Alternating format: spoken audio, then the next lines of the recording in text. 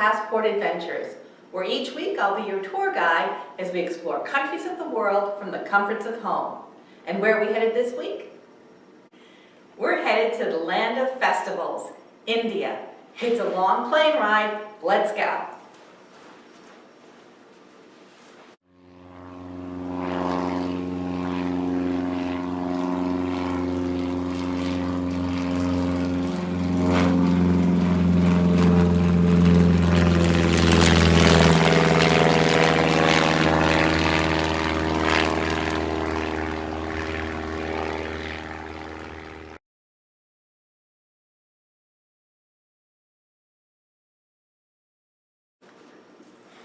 Oh great, we've landed at the Capitol building in New Delhi.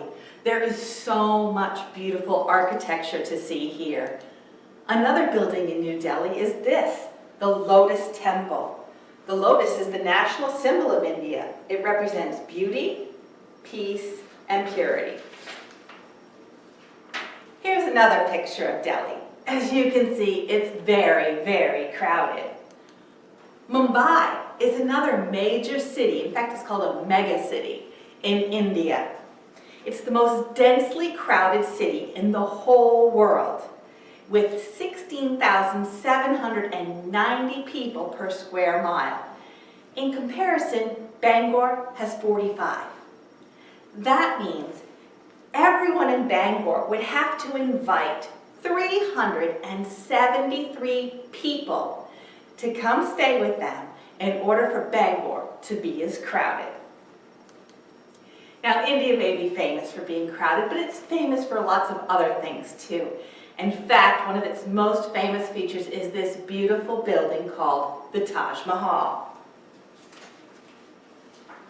The Taj Mahal is in Agra. It was made in the year 1630 when the Indian ruler Shah Jahan's wife died. He was so heartbroken, he had this spectacular monument built in her honor. It has these 4 tall towers in the corners, which are called minarets. It's surrounded by gardens and fountains, and there are 28 different kinds of jewels embedded in all this marble. No wonder it is called one of the 7 wonders of the world. Another special feature in India is this, the Ganges River.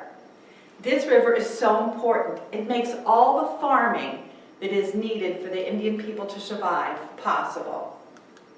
There's also the amazing Himalayas with up to 30 mountain peaks. Mount Everest, the tallest peak in the whole world, is in the Himalayas. Besides city and mountains, there are vast plains and farmland where they grow things like cotton and rice and tea, like they're picking here. India is the #1 grower of tea in the whole world.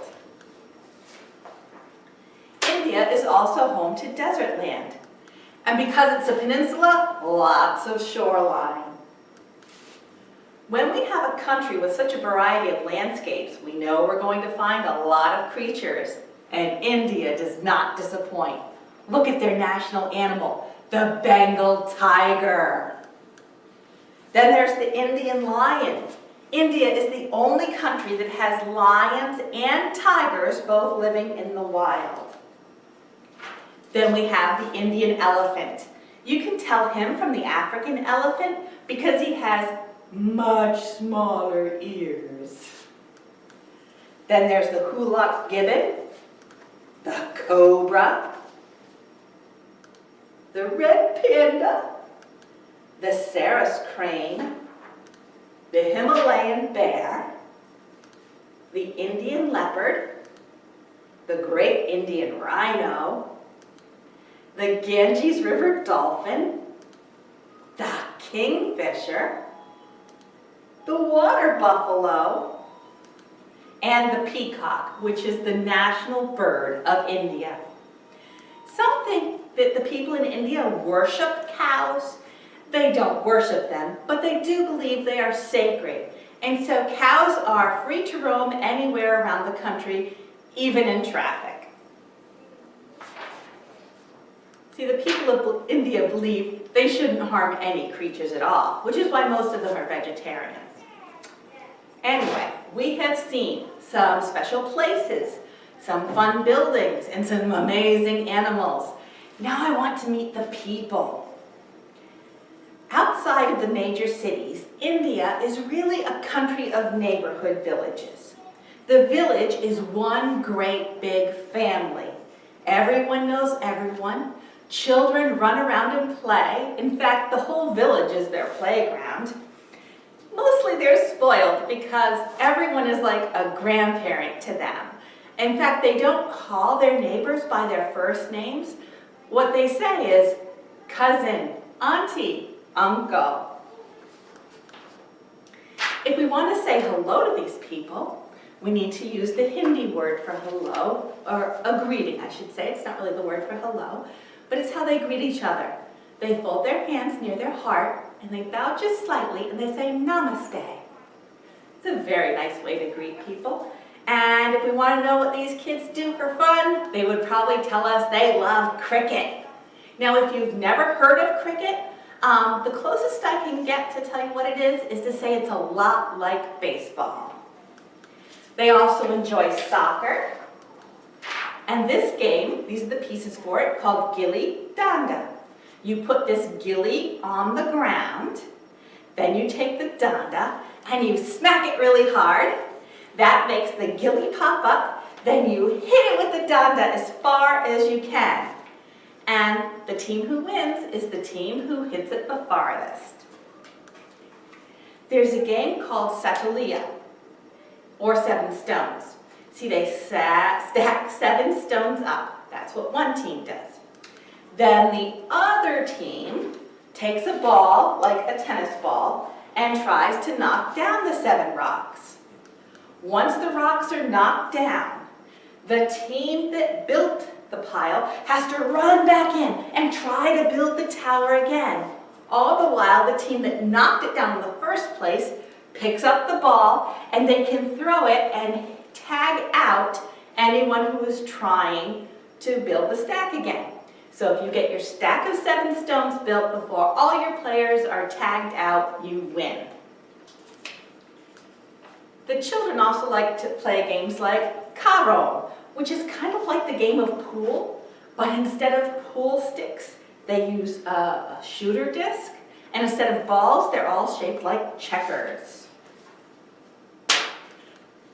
The people in India invented this game, Parcheesi, and we still play it. Everyone does around the world today.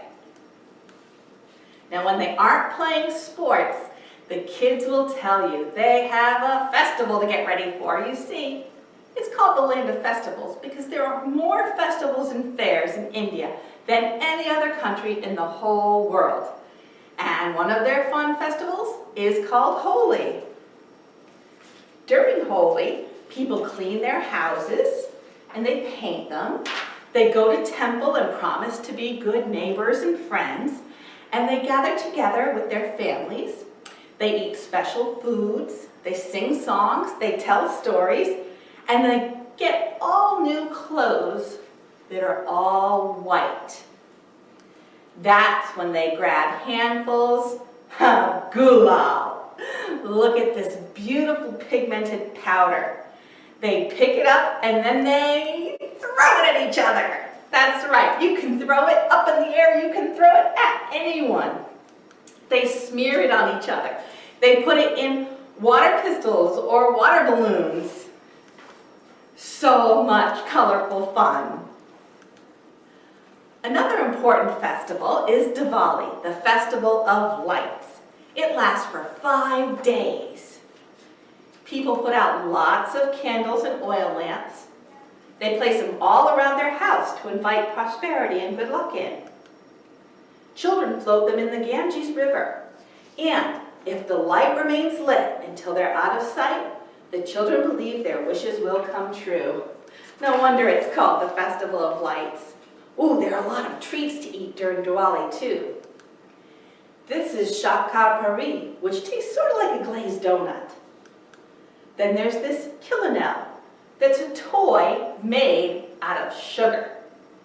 They also make buildings to eat made out of sugar, and that's called hatris. And they also eat a yummy treat called mawa kachori. Then they wash it all down with this drink called lassi. Lassi is something the Indian people have been eating and drinking since 1000 BC. It's a drink made of yogurt and milk, sugar, and flavorings. Very refreshing. All the different flavors, yum. Oh, looks like it's time to say goodbye already. Well, if you want to say goodbye, it's a very similar greeting to when you say hello. In fact, it's the same greeting. Put your hands together, bow slightly, and say namaste. Bye, India.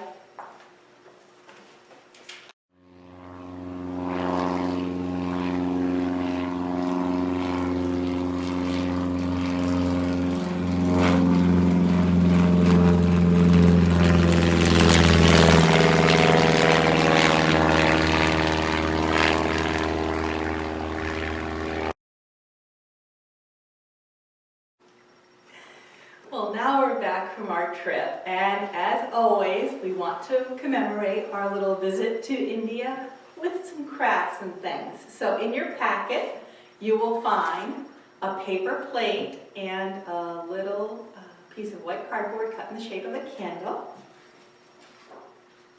This is your peacock craft. Remember, that's the national bird of India. The outline of a boy and girl for our Holi craft. A Parcheesi game board in pieces with the instructions on how to play it. And last but not least, our recipes for lassi, chocolate, strawberry, and pumpkin spice. And I am currently enjoying chocolate. So good. Okay, first craft. Our first craft will be the peacock. So simple as can be, you'd think, right? Doesn't look too hard, as long as you like coloring. So you're going to color in the peacock, and you might want to look at a picture of the peacock in a book or online and see the pretty colors. It's mostly like a turquoise with some greens and some yellows, really pretty. But I found something out when I was coloring. You see, I colored this whole side, then I cut it out on the lines, and when I did, I found out that what is going to be showing is actually on the back.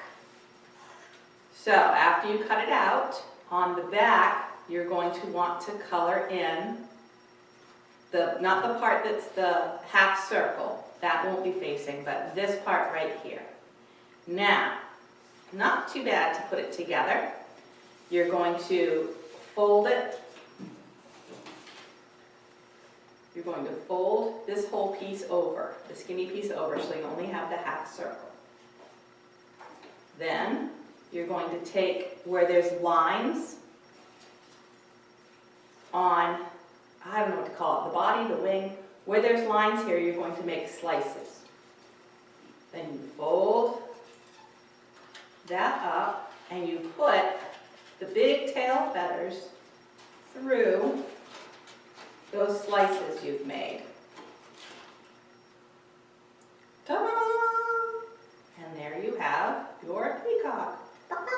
Wait, I don't even know what peacocks say. Maybe you could look that up too. I'm going to go with all right. The next craft is for Diwali, which is why you have a paper plate and a candle with a flame. Another very simple craft. You're just going to fold the paper plate in half,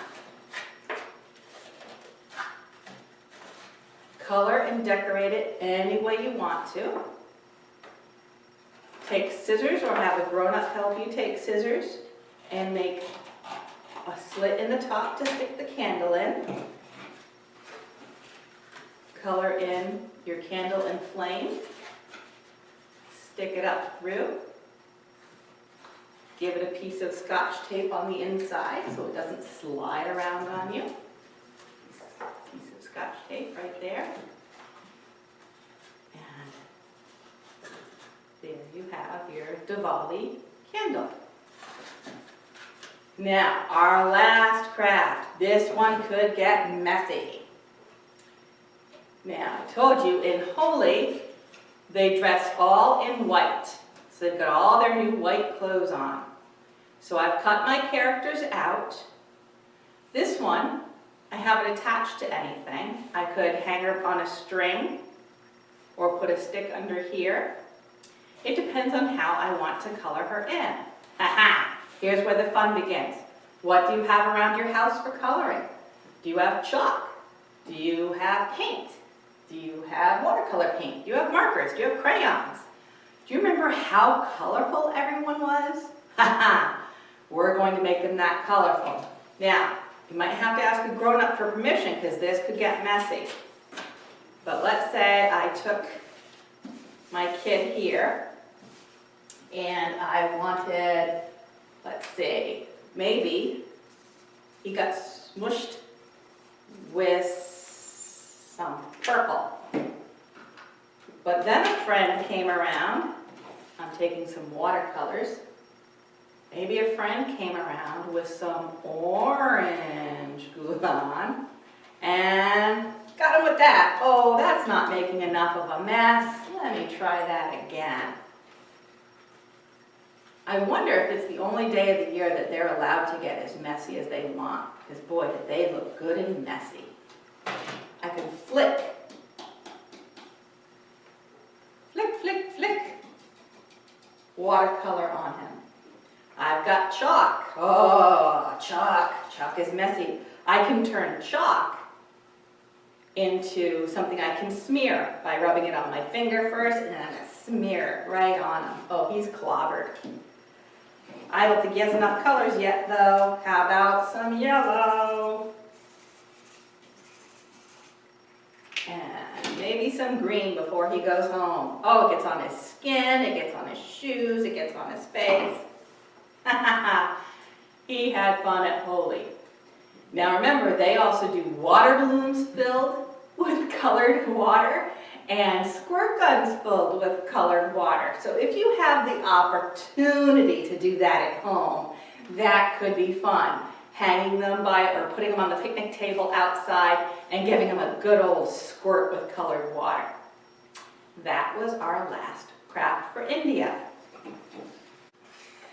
I can't believe how quickly time has flown. We only have one more place to visit after today. And as usual, I'm not going to tell you ahead of time where it is. But I am going to tell you, you should make some lassi. It is really good. I'll see you next week. Bye-bye.